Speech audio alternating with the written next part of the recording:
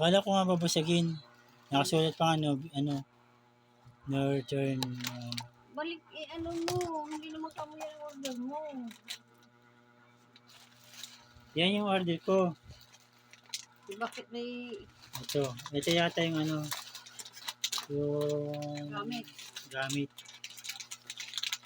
Order na kasi. Magkano ba yung ganito?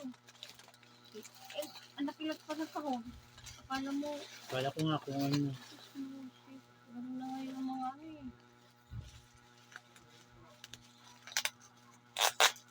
Hindi naman mga ganito. Hindi naman sa grocery.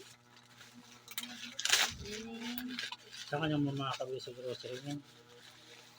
Wala naman makakabili ng grocery. Baka una pa nga kayo titikim yun. Sinubuksan yun. Kain ko eh. Sinubuksan lang yan. Ginaganon lang yan. Ano lang yan eh.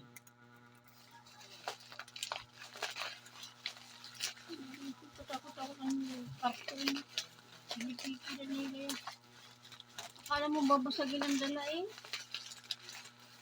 Hindi yung gano'n order. Hirap ng yan.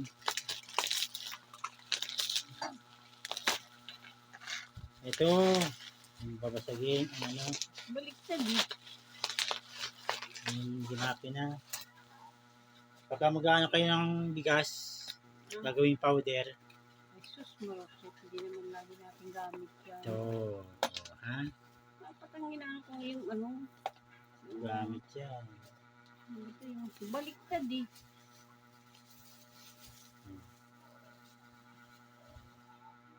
Ano pa yung ganyan?